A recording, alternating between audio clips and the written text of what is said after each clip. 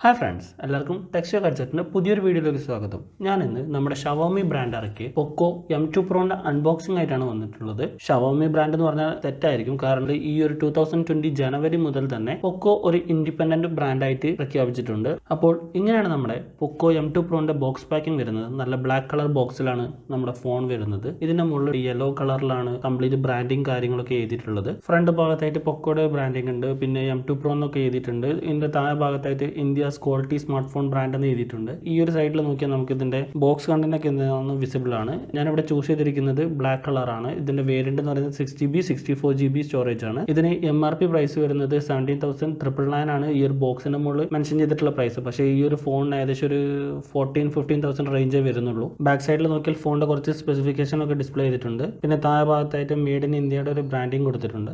അപ്പോൾ ഇങ്ങനെയൊക്കെയാണ് ഇതിന്റെ ബോക്സ് പാക്കിംഗ് വരുന്നത്. ഇനി നമുക്ക് ഇതിന്റെ നേരെ അൺബോക്സിങ്ങിലോട്ട് പോകാം.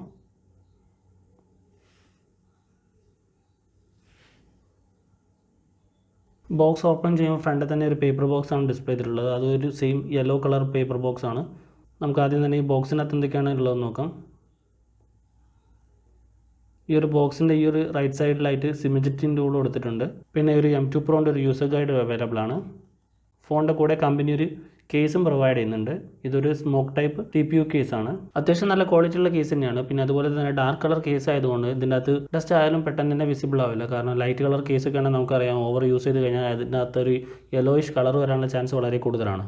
അപ്പോൾ ഇതാണ് നമ്മുടെ ഫോണിലോട്ട് വരുന്ന നമുക്ക് ബോക്സിനകത്ത് ബാക്കി എന്തൊക്കെയാണ് കണ്ടൻസ് അവൈലബിൾ ആയിട്ടുള്ളതെന്ന് നോക്കാം. ബോക്സിനകത്ത് ഒരു ചാർജിങ് കേബിൾ കൊടുത്തിട്ടുണ്ട്. ഏകദേശം ഒരു 1 മീറ്റർ ലെങ്ത് വരുന്ന ഒരു ചാർജിങ് കേബിളാണ്. ഇതിൻ്റെ കേബിൾ വരുന്നത് USB Type A to USB Type C ആണ്. പിന്നെ വരുന്നൊരു ചാർജിങ് അഡാപ്റ്ററാണ്. 33 വാട്ട്സ് ഫാസ്റ്റ് ചാർജിങ് അഡാപ്റ്ററാണ് ഇത്. അപ്പോൾ ഇത്രയൊക്കെ ഐറ്റംസ് ആണ് നമുക്ക് ബോക്സിൽ അവൈലബിൾ ആയിട്ടുള്ളത്. ഇനി നമുക്ക് നേരെ ഫോണിൻ്റെ അകത്തേക്ക് പോകാം. അപ്പോൾ ഇങ്ങനെയാണ് നമ്മുടെ ഫോണിൻ്റെ ഫ്രണ്ട് വ്യൂ വരുന്നത്. 6.67 ഇഞ്ച് പഞ്ച് ഹോൾ ഡിസ്പ്ലേ ആണ് വരുന്നത്. ഗൊറില്ല ഗ്ലാസ് 5ന്റെ പ്രൊട്ടക്ഷൻ കൊടുത്തിട്ടുണ്ട്. IPS ഡിസ്പ്ലേ ആണ് വരുന്നത്. 16 മെഗാ പിക്സലിന്റെ സെൽഫി ക്യാമറയാണ് കൊടുത്തിട്ടുള്ളത്. പിന്നെ അതിന്റെ മുകൾ ഭാഗത്തായിട്ട് ഇയർ സ്പീക്കർ കൊടുത്തിട്ടുണ്ട്. ഇയർ സ്പീക്കർ കംപ്ലീറ്റ് ഫോണിന്റെ ബോഡിയുടെ മുകളിൽ തന്നെയാണ് വരുന്നത്. ഡിസ്പ്ലേന്റെ മുകളിൽ ഒട്ടും അഫക്റ്റ് ആകാത്ത രീതിയിലാണ് സ്പീക്കർ കൊടുത്തിട്ടുള്ളത്.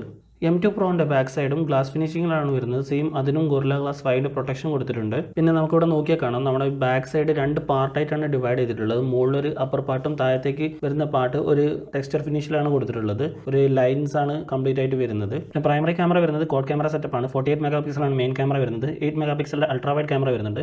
5 മെഗാ പിക്സലിന്റെ macro camera, 2 megapixel depth sensor ആണ് കൊടുത്തിട്ടുള്ളത്. 4 ക്യാമറയും കൂടി ഒരു സ്ക്വയർ ഷേപ്പ് മൊഡ്യൂളിനകത്താണ് വരുന്നത്. അതിന്റെ തൊട്ട് താഴത്താണ് നമ്മൾ ഫ്ലാഷ് ലൈറ്റ് കൊടുത്തിട്ടുള്ളത്. മുകളിൽ 48 മെഗാ പിക്സൽ ക്വാഡ് ക്യാമറ എന്ന് മെൻഷൻ ചെയ്തിട്ടുണ്ട്. താഴെ ഭാഗത്ത് നോക്കുകയാണെങ്കിൽ പോക്കോന്റെ ഒരു ബ്രാൻഡിങ്ങും അവൈലബിൾ ആണ്. ഫോണിൻ്റെ സൈഡ് ഭാഗത്ത് വരുന്ന ഫ്രെയിം എന്ന് പറയുന്നത് പ്ലാസ്റ്റിക് ഫിനിഷിംഗ് ആണ്. റൈറ്റ് സൈഡ് ഭാഗത്തായിട്ട് നമുക്ക് പാർക്കി കാണാൻ പറ്റും. പാർക്കിൻ്റെ മുകളിൽ തന്നെയാണ് ഫിംഗർ പ്രിന്റ് സ്കാനർ വരുന്നത്. പിന്നെ അതിൻ്റെ തൊട്ട മുകളിലായിട്ട് ബോളിംഗ് റോക്കേഴ്സ് കൊടുത്തിട്ടുണ്ട്.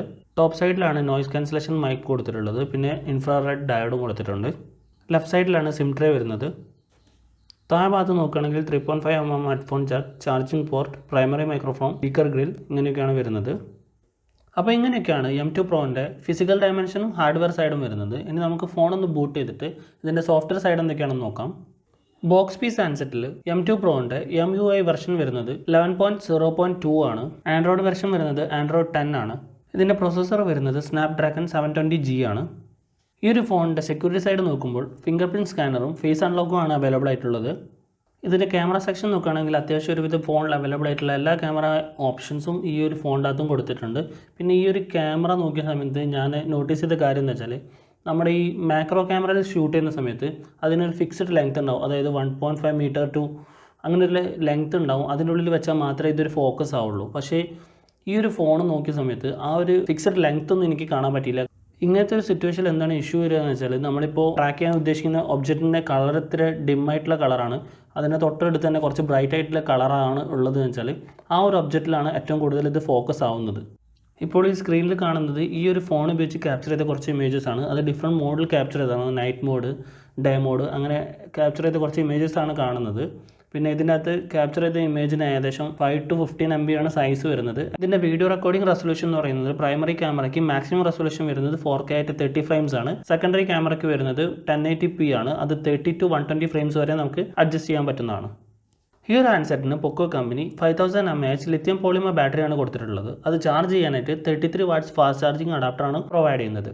അപ്പോൾ ഇന്നത്തെ വീഡിയോ നിങ്ങൾക്ക് എല്ലാവർക്കും ഇഷ്ടമായെന്ന് കരുതുന്നു. നിങ്ങൾ ഇതുവരെ എൻ്റെ ചാനൽ സബ്സ്ക്രൈബ് ചെയ്തിട്ടില്ലെങ്കിൽ സബ്സ്ക്രൈബ് ചെയ്യുക. ലേറ്റസ്റ്റ് അപ്ഡേറ്റ്സ് ഉടൻ ലഭിക്കാനായി അടുത്തുള്ള ബെൽ ഐക്കൺ എനേബിൾ ചെയ്യുക. താങ്ക്